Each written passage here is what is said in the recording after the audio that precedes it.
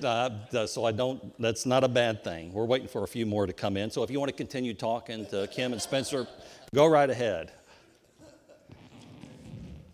Okay. Turn to Proverbs Chapter 27, and I'm going to probably just wait a minute for these others to get in. They're coming in now. Howdy, guys. How are y'all doing? Good to see you. Mama said make an entrance. That is a good thing. Let me go ahead and read Proverbs 27, 1 through 5, and then we're going to try to get through that today. Boast not thyself of tomorrow, for thou knowest not what a day may bring forth. Let another man praise thee, and not thine own mouth, a stranger, and not thine own lips. A stone is heavy, and the sand weighty, but a fool's wrath is heavier than them both. Wrath is cruel, and anger is outrageous, but who is able to stand before envy? Open rebuke is better than secret love. And that's it. How you guys doing? Is your mom and dad coming in? They're coming in. Okay, good, good. Hey, Brother Roy. No, we dropped them off. How y'all doing? There's some, I know there's a lot of seats not available back there. There's a lot up here if you want to come up here.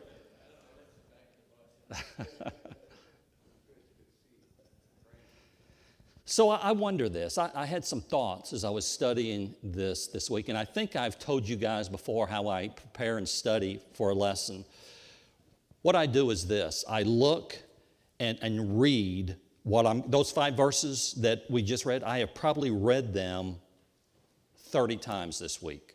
I read it and read it and read it again. And I ask God, please help my feeble mind to really understand what you are saying. I don't want to get out of it what I think it says, but what are you saying? Sort of how I do this. And as I was doing that this week, I began to wonder, how often do I include and ask God about the future events on my calendar? I am a calendar guy.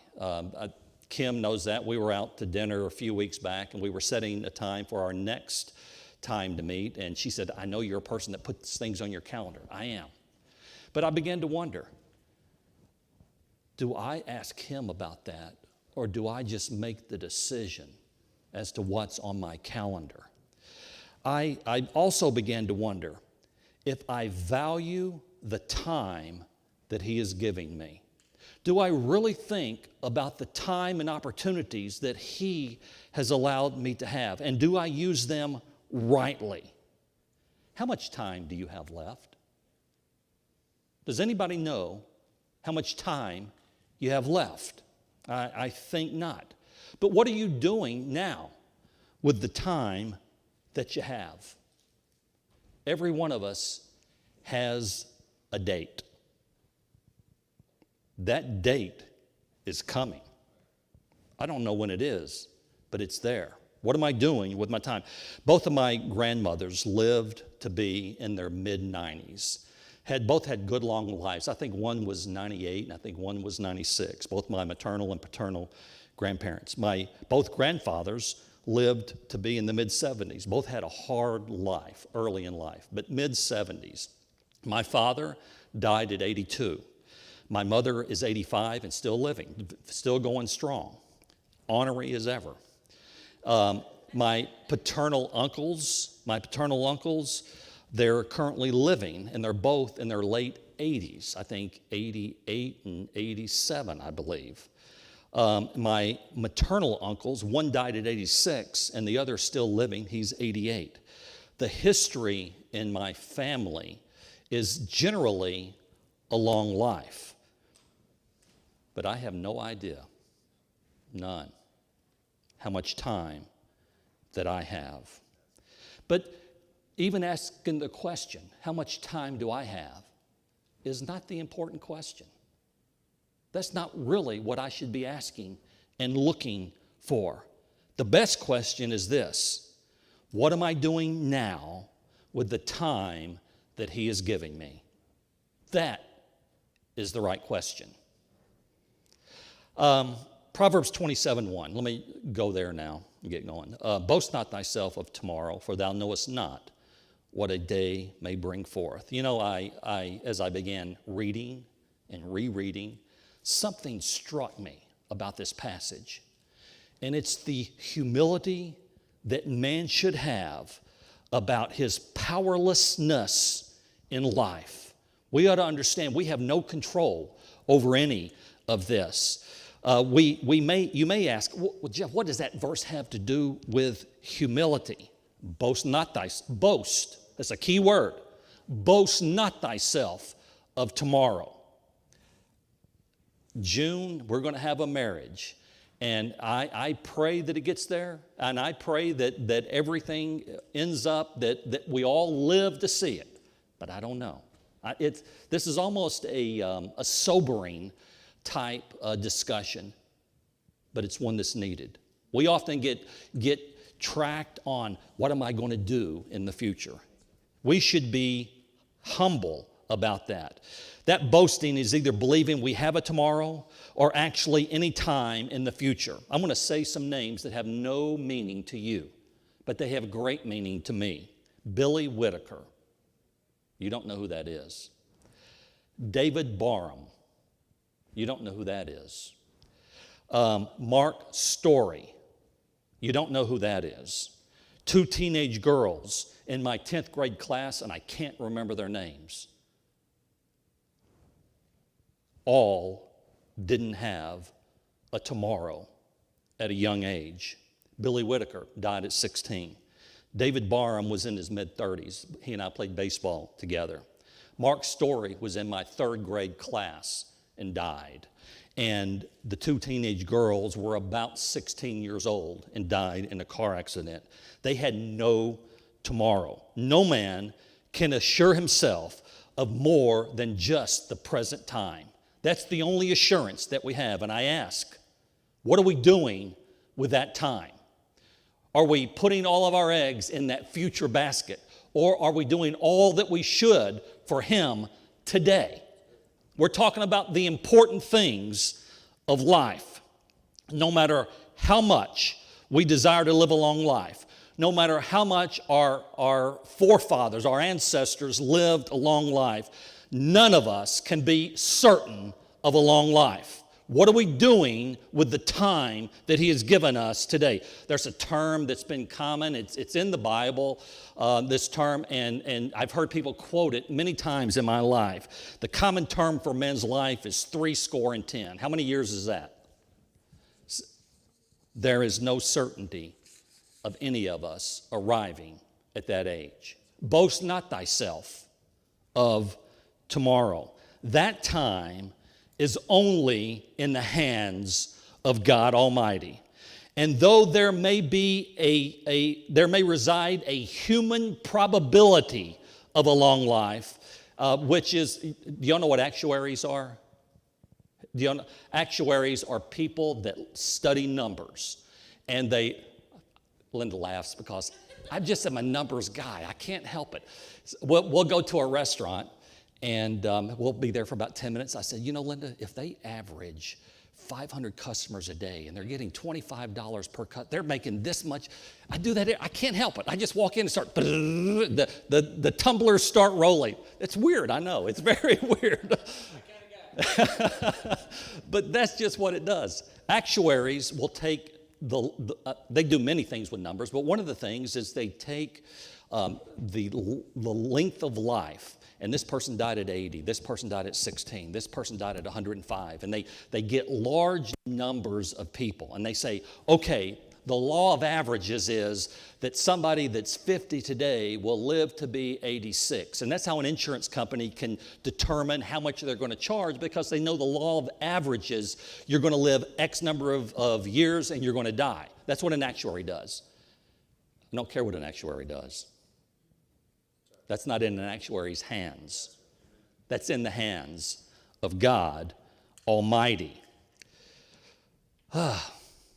Life is frail.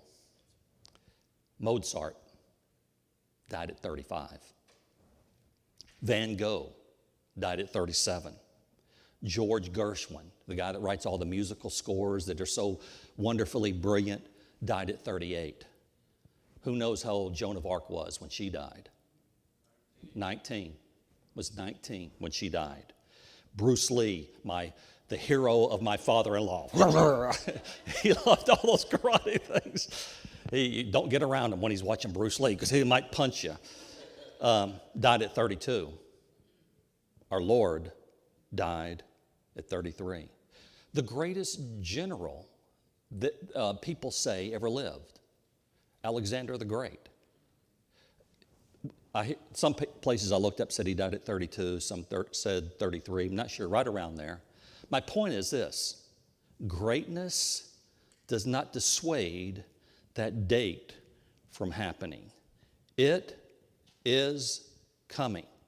There's a date for Amy Yarn that's in the record book of God, and for Linda Hopper, and for Philip, and for Jeff. That date is for every one of us. What are we doing with what we have, the time that we have? Do we spend it on the frivolous things of this life?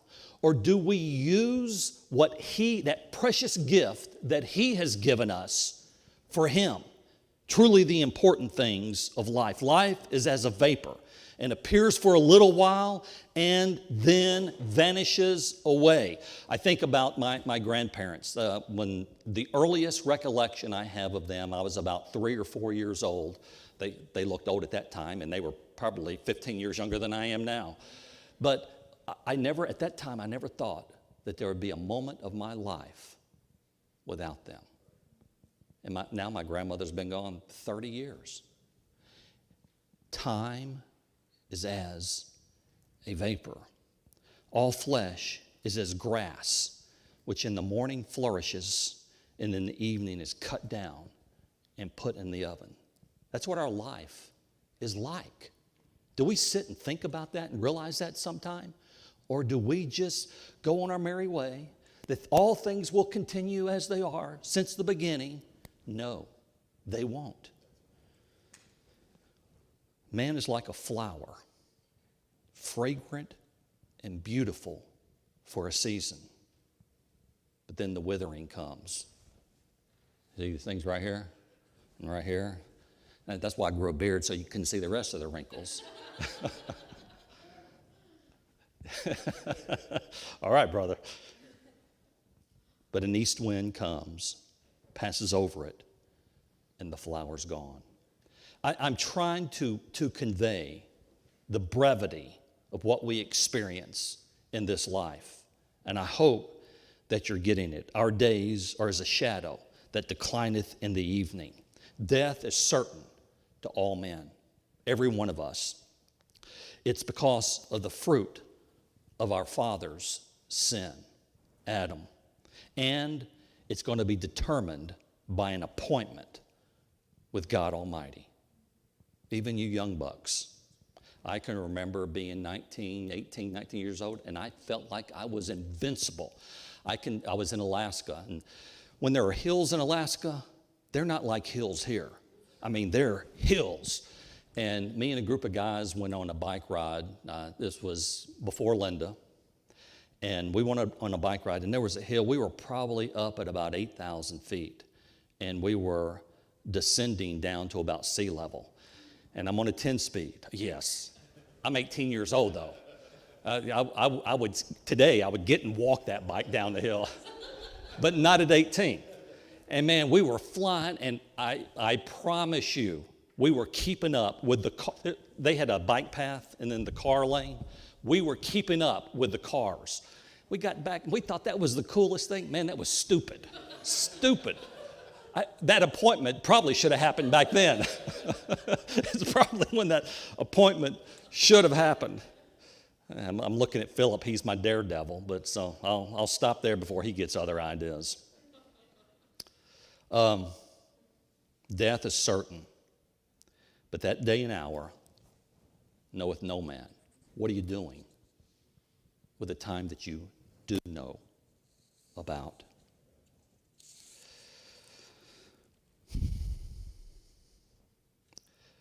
We may have a wife and children and family.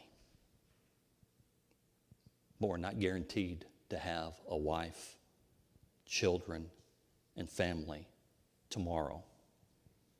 What are you doing with that today? Do we ignore them?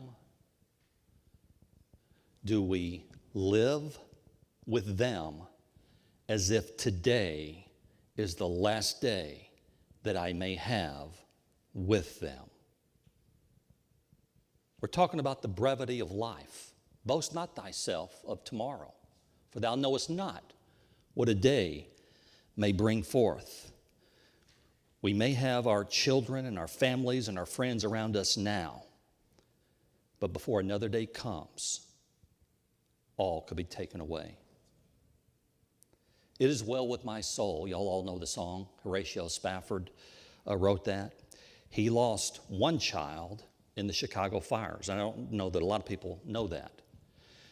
After that, he really went into some depression, had some problems financially. The fire ruined his business. He was an attorney. Ruined his business, and he thought, I'm going to send my wife and my 4 daughters to England to sort of just have a new beginning, to get away. And y'all know the story. The ship sank, and the 4 daughters drowned. We don't know what will be on the morrow. Take advantage of the relationships that you have today. Love them. I have realized this in life. Linda and I are like any new couple that gets married. You will have some rough roads. And some of the things that we argued about after a year of marriage, I look back and say, man, that is the stupidest thing. Now, it doesn't even bother me anymore. Okay, well, whatever. You learn. Don't be that person that cares, that thinks you have tomorrow to straighten out the arguments and issues that you have today. You don't know that you do. I've told you before about a family friend, C.H. Springer. He had a daughter, and she's about 2 months older than me. My parents and C.H. and his wife, Dee Dee, knew each other from before I was born. C.H. was an extremely wealthy man. He didn't grow up wealthy. He became wealthy. I don't know exactly how much he was worth, but it was multiple tens of millions of dollars, maybe $100 million. It was a lot of money. C.H. developed cancer, and all the money that he had couldn't save him from that tomorrow. You've heard of Steve Jobs. You know who is Steve Jobs? Apple guy. Yeah, founder of Apple. He died at the age of 56, and all of his billions couldn't prevent him from extending his tomorrow. Tomorrow's coming. It's coming. And we need to live today in the light that today, right now, this present moment is all that we have. Before we get home this afternoon, it's possible that somebody in this room doesn't have tomorrow. I pray that's not the case, but I don't know. That is only in the hands of God Almighty. Riches are an uncertain thing. They don't demand that we get a tomorrow. A man should not boast of what he will do tomorrow. Look at James chapter 4, if you would, please. I want to read this to you. James 4. I want you to see how bad this really is in the eyes of God. James chapter 4 and verse number 13. Go to now, ye that say, tomorrow, or today or tomorrow, we will go into such a city and continue there a year, and buy and sell and get gain. Whereas ye know not what shall be on the morrow. For what is your life? It is even a vapor that appeareth a little time, and then vanisheth away. For that ye ought to say, if the Lord will, we shall live and do this or that. But now ye rejoice in your boasting. There's that word again that's found in Proverbs chapter 27, verse 1. I'm sorry, I've marked this so much I can't even hardly read it. But now you rejoice in your boasting. All such rejoicing is evil. Evil, the Lord calls it. It's evil for us to live where we think that we have a tomorrow, that we in our own power and our own strength I'm going to make it to the next day, and I'm going to set a plan for a year from now. In this life, I'm going to earn $1 million. That, in God's eyes, is evil, and I hope you get the point there. Okay, let's go to, I'll finish up a little here. For thou knowest not what a day may bring forth. We don't know the next day. I told this in our soul winning meeting yesterday morning. Every morning, Hannah will come into my office. I'm usually working by the time she's ready to go to school. And she'll come in and she said this last Friday, I think it was Friday, or maybe Thursday. She said, Grandfather, can we do our morning class before I go to school? That just does my heart really good, I got to tell you. And what she means by that is before school, she'll come and sit on my lap and we'll talk about the things about the earth, tides and volcanoes. And I just give her a quick little thing. We'll look it up. And we happened to get earlier in the week on volcanoes. And she got fascinated by it. Grandfather, can we talk about volcanoes today? Yes, we will, hon. We'll talk about volcanoes. So I pulled up some videos of lava flowing out of a volcano. I talked about Pompeii and Vesuvius. I talked about Kilauea on Hilo in Hawaii. We talked about some in Indonesia, and he showed her the pictures, and she was like, I had her attention, let me tell you. And she said, Grandfather, I never want to go near a volcano. And in my infinite grandfatherly wisdom, I said, hon, some of them are okay to go to. I said, volcanologists will tell us when one is ready to erupt. And she looked at me almost incredulously and said, Grandfather, nobody can know what's going to happen in the future. Wow. From the mouths of babes, honey, you are exactly right. That is absolutely the truth. And adults, that's actually the truth. For thou knowest not what a day may bring forth. A lady cannot know the day that labor pains will start with a baby. Can't know. They just never experienced it. But from what I understand, it just comes on you, right? Is that right, ladies? It just, one day, when had Michelle, and Michelle she was due to be born any time, and I was getting ready to go to work. Linda was at home, and I would see her in the kitchen, and she was cooking, and she'd go, start cooking again. And I thought, Linda, do you need to go? No, I think I'm okay. Labor pains had started, and she didn't even know it. You know, it was a funny thing. We always talk and remember that. But the secret things of life belong to God. They're His. And these are one of those areas. So, yes, this is us learning to be humble about not knowing all that there is to know about life. God says, don't boast of tomorrow. He is teaching us we're not omniscient. We need to recognize our frailties and our limits and use what we have for Him today. Are you? Are you? Is there a relationship that we have that we need to shore up? Because we've assumed we'll have a tomorrow. Look at Proverbs 27, verse 2. Let's go to the next verse. Let another man praise thee, and not thine own mouth, a stranger, and not thine own lips. Succinctly, he's telling us here to be humble. You know, if there's one characteristic that is evident in our culture today, it is the pride that everyone exhibits. There is no humility in our culture today, none. And he's telling us, be humble. Don't think you're something. Be humble. Our actions of life, the things that we do in life, they should be praiseworthy. We should do things that others should look at, and that those actions of ours should be praiseworthy, but we shouldn't do them to be praised. That should not be the motive of why we do something. It is honorable to lead a life that is noted for praiseworthy actions. It's honorable to be known. Look at 3 John verse 12, 3 John 12.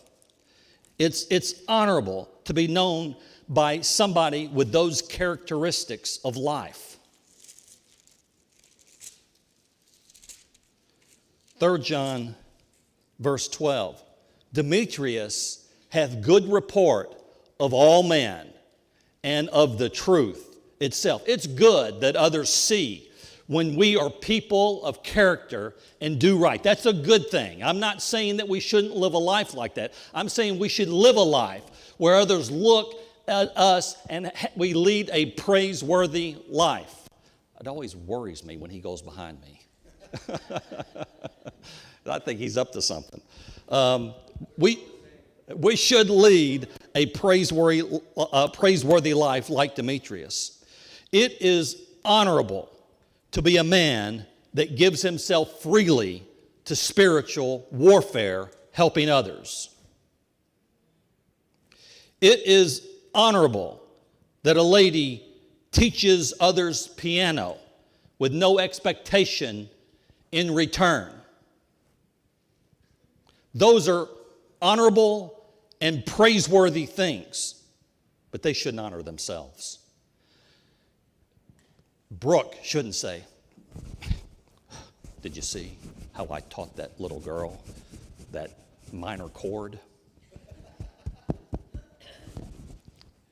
People do that, by the way. People do that. God is saying here, don't do that. Lead a praiseworthy life. Do right. Be the type of person, let another man praise you and not yourself. And I hope that is pretty self-evident, and I don't have to say any more about that other than this: a stranger and not thine own lips. Stranger simply means somebody besides yourself. That's what it simply means. Let me make sure I word this right. I'm not glad we have this pandemic, but I thank the Lord I don't have to be on a plane every week. I thank the Lord for that. You have no idea how I hate getting on a plane for work. And it was like every week in 2019. I boarded a plane. I sat down, and when I sit down on a plane, here's what I want to do. I don't want that person to talk to me. I don't want to talk to anybody else. I just be quiet. Sometimes I get on a plane and Chatty Cathy's next to me, and I'm thinking, you don't want to say, shut up. Yeah, but you want to, but you don't. But I got on this one plane, and I sat down. We took off, and I laid my seat back. In about 30 minutes, the guy was tapping me on my shoulder. Internally, I didn't have the right attitude. I tried to externally. And he just looked at me and says, you're a Christian, aren't you? Wow, I am. How'd you know? I could just tell. Let another man praise thee and not yourself. Lead a life in every aspect of your life, whether it's verbally or the actions of your life or your persona. Let another man praise thee. Verse number 3. A stone is heavy and the sand weighty, but a fool's wrath is heavier than them both. For time's sake, I won't have you turn here, but the stone is like the stone that you find in Genesis 29:2, where Laban had a stone over the well's mouth. And it was the context is that it took a couple of guys to move the stone. One guy getting there couldn't move the stone. It was a heavy stone, like the stone, the weights of life, the problems that we face, a very heavy stone there. It's also like the stone that we see in Matthew 28:2, that the angels had to roll away from the sepulcher where Jesus was buried. Heavy things that took multiple people to get heavy. I want you to see the vastness of these stones. Also, it talks about the sand. A stone is heavy and the sand weighty. When I was in the Air Force, when you're a peon in the military, you get all the grunt work. And this is one of those grunt work. You know what I'm talking about, Brother Carl, don't you? He used to assign the grunt work to guys like me. And so I was in Elmendorf in Alaska, and there was some flooding going on. And they needed to sandbag a building because they were going to lose a lot of stuff and it was going to hurt the building or something. I don't remember. Probably they just wanted us to do a lot of work.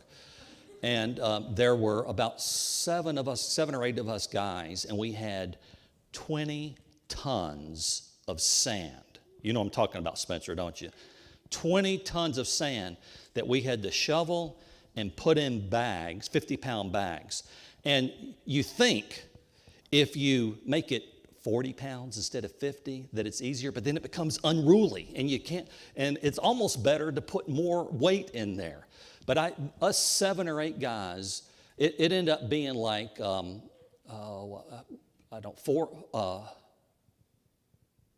400 bags a piece, I think, and 50-pound bags. You do that for about 12 hours. I was whipped. I was worn out. Sand is heavy. I know that from a first-hand experience. But that's not what this verse is saying. It's talking about the stone being heavy, the sand being heavy. But this is the point. As heavy and as much effort as it takes to lift the stone and lift the weighty sand, a fool's wrath is heavier than them both. A fool who will come after you is more troublesome, more worrisome, more difficult to handle than, you know what? In time, I could take care of that heavy stone in those sands. We did it. It took a lot of work. Man, I can't do anything about a fool's wrath. I actually live that a lot, and there's nothing I can do about it. And I was talking with Kim, actually, a little bit about it this morning. It just is there. It's havoc in life. It will, if you let it, it will provoke you to wrath. It's unruly. It changes your attitude if you let it. It's more difficult than that great weight and stone that you battle every day and the unruly sand that you try to lift every day. The next verse goes with this, and we'll go with that. Wrath is cruel and anger is outrageous, but who is able to stand before envy? And I got 5 minutes, and I'm just going to wing this one a little bit. Wrath is a difficult thing to face from somebody.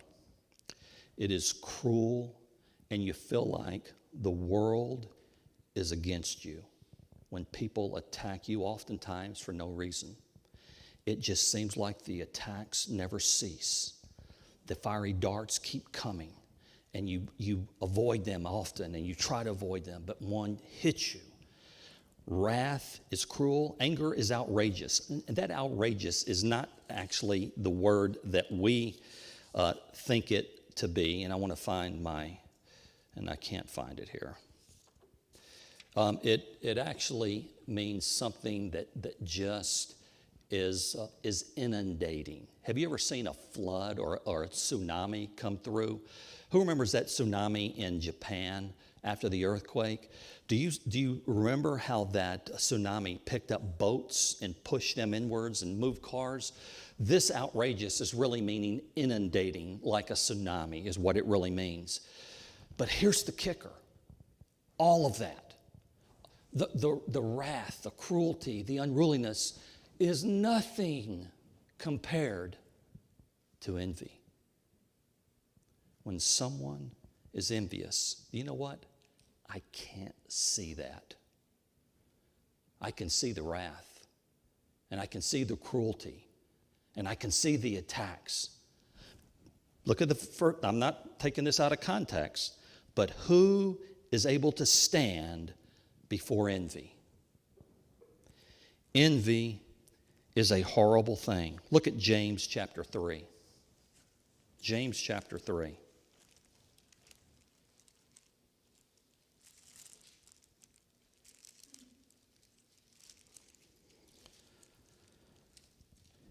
And verse 14. But if you have bitter envying and strife in your heart, James 3:14, did I say that right? But if you have bitter envying and strife in your hearts, glory not, and lie not against the truth. This wisdom descendeth not from above, but is earthly, sensual, devilish. For where envying and strife is, there is confusion and every evil work. You know, it talked about that great stone. It talked about the sand. It talked about wrath. None of those things, and those are awful things. They're things that you have to fight. None of them compare to me being envious of Brooke because she plays the piano and I can't. This is the truth. Envy, though, gets in that heart. Man, and it starts thinking, why does she deserve that ability from God and not me? And before I know it, that envy and sly, subtle ways is attacking. And she doesn't know where it's even going. What's this about? Why is that happening to me? I've done nothing to him. Envy is a cruel taskmaster. Guard against envy in our heart. It will ruin us and ruin others. We're dismissed.